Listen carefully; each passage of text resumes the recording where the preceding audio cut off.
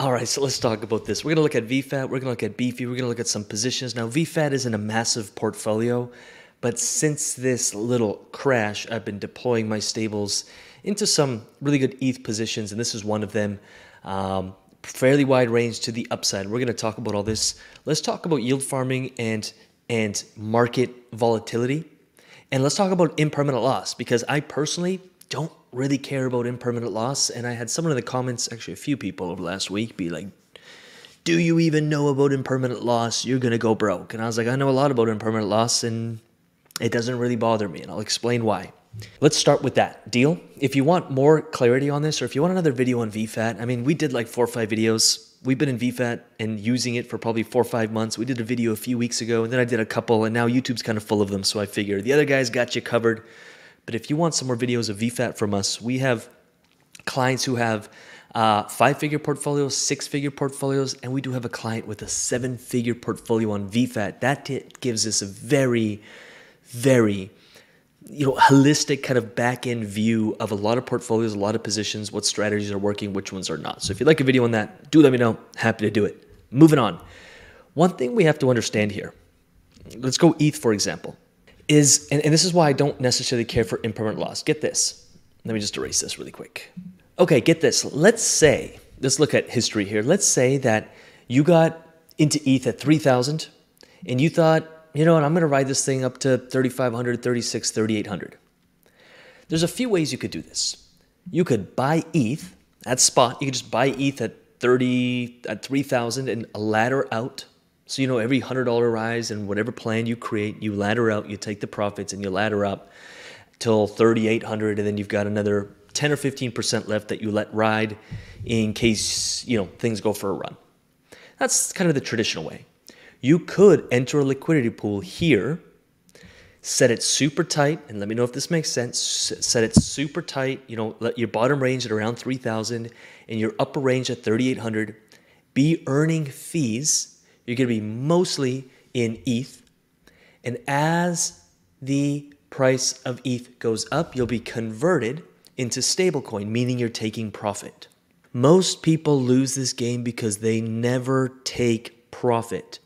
I get this all the time.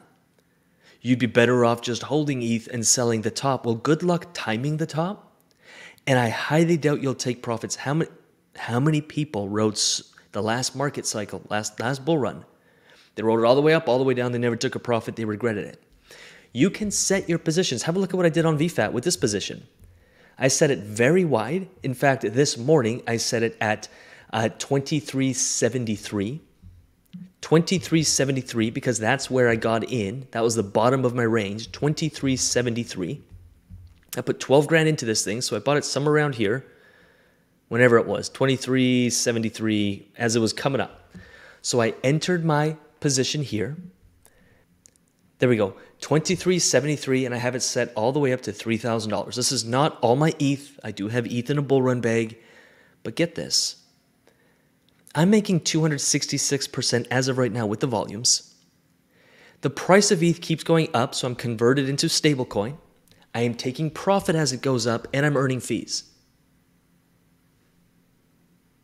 Now, I know someone's going to say, yeah, but you could make more if you just held it. Most people never take profit. I do hold ETH as well.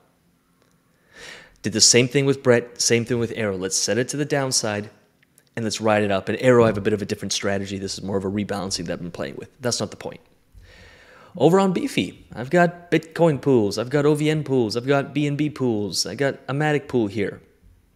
$14,000, $14,800 per month. That's way inflated. I don't expect to do that. But if I can do $5,000, $6,000 a month on this, I'm very happy. If I can do another $4,000 or $5,000 here on VFAT, I'm probably going to scale this up pretty aggressively over the next few days, depending what ETH is doing. I'd like to deploy. I got about $80,000 more of profits that I've been taking. Please listen to this. When the markets are green, have a look at the RSI here. When the markets are green, I take profit. And when the markets are down, I deploy those profits. Rinse and repeat. And the reason why most people aren't successful in this game is because they buy something, they YOLO, they never take profit. You can also do this on the downside. Let's say that ETH was crashing, and here you were like, you know what? I'm going to start dollar cost averaging, or let's just say here. I'm going to start dollar cost averaging into ETH. And let's say you set a range here and here. Let's say 3,500 and 2,900, and you were earning 200% on that. And you came in and you set the range to the upside, so you were just touching this line. So you're mostly in stablecoin. And as the price of ETH drops, you're getting converted from stablecoin into ETH. You are buying more ETH. And you're earning fees while you're buying it. You're earning fees the whole time. Remember, cash flow portfolio, bull run portfolio. Is this making sense? Please let me know in the comments, because when this clicks, this is a game changer. And then I can take this stuff and I can stack it in my bull run, which, full transparency, the last week was not good to me. 70K down on this portfolio. And I do have other portfolios, 63K down on this portfolio. Looks like we bounced up a little. At the bottom today, I was at 228. 228. Now we're at 260. So you can imagine it was way lower than that. That's over the week. 228. Now I'm at 260. Do not care. I have another bull run portfolio on Tangent, and I have another bull run portfolio that I keep on some hot wallets on more of the small cap stuff. All of that stuff is down. I do not care at all. I am playing the long game. And if you actually study the charts before every bull run, this happened. We are literally right on schedule for a massive bull run. Do I care about this? No.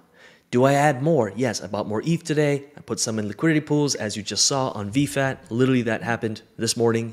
I bought more Bitcoin, and I bought some other alts that I really like. And I do that because I'm earning $168 per day here. I'm going to harvest that into stablecoin. And then at the end of every week, I can buy a few $1,000s more of whatever I want. Rinse and repeat. I buy no matter what the markets are doing, and I double down when the markets are red, and I double down on taking profits when the markets are green. And I let my yield farms dollar cost average me in or dollar cost average me out while earning fees. So do I care about impermanent loss? You have to be aware of the strategy you're using and how you're doing this.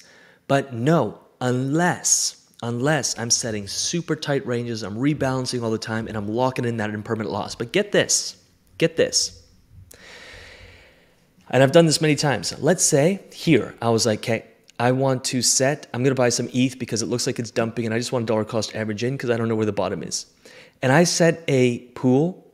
I set a position from, I don't know, 20. Let's go 25. Let's go here. 31.50 I got in, and I set the bottom of the range at 2,600. And here I'm on the top end, so I'm all on USDC. I'm buying ETH, I'm buying ETH. Now I'm 100% in ETH. I've been earning some fees, and now it drops out the bottom. I don't worry about it because I'd be holding that ETH anyway. And then as things bounce back and get into range, I start earning fees again. Now, there's a few other things we have to look at is how much of the fees are we earning? What percentage are we earning? How much volume is flowing through this thing? Is it even worth doing this? But to me, you're dollar cost averaging into ETH, or ideal case, it's helping you take profit, lock in those profit. And I know someone's going to say, but you could make more just holding it. Okay, if you timed it properly, but most will buy ETH here. They're going to hold it. They're going to think it's going to 5, so they don't sell it. It dumps, that they can't take it anymore, and they sell. They never took a dime of profit. They're back where they started, where we were taking profit on the way up. If you want, you shoot out the top, you convert it all into stablecoin, you get out of that, and now you're sitting on stables. And when the market's correct, rinse and repeat, get back in. Boom, converted back into ETH. Now you have twice as much of it. You're back out. Okay, market dumps, you get back in. If you've got time on your hand, you can rinse and repeat this. If you don't, you're going to set wide ranges, zoom way out, get into blue chip assets, hedge yourself that way, set wide ranges, and this is something you'd hold anyway. Now you're earning fees, you're making money, you're earning an income, while everyone else is freaking out, worried about the short term, thinking, like, I feel so bad for the suckers. And there's always a sucker who sold here. Are you kidding me? Chances are they were like buying it here in the hype and they sold here, and that pisses me off. It's why we do these YouTube videos. I want people to hear this. We still have a lot of amateurs playing this game, and it's hurting them. And they're ruining their lives and their families' lives, and they're draining bank accounts because they're making the most insane decisions. They're gambling. Look, we've hit, again, the RSI isn't the one and only indicator, but In my mind, it's a pretty good buying opportunity. And what if I'm wrong and we dump more? Awesome. I'm still sitting on more stables. I never deploy everything at the same time, and I'm earning fees. I'm stacking those fees, Look, like, this is obviously inflated because it's APY and Beefy kind of inflates it. But even if I'm earning $200 here, another $200 or $160 here, this will probably be closer to 300 once I'm done with it, because I am dollar cost averaging into some stuff here, and I am setting some different ranges and some different assets. So this will be beefed up probably to about a 50K portfolio from profits I've taken over the last few weeks. This is how you build financial freedom. This is how you buy your time back.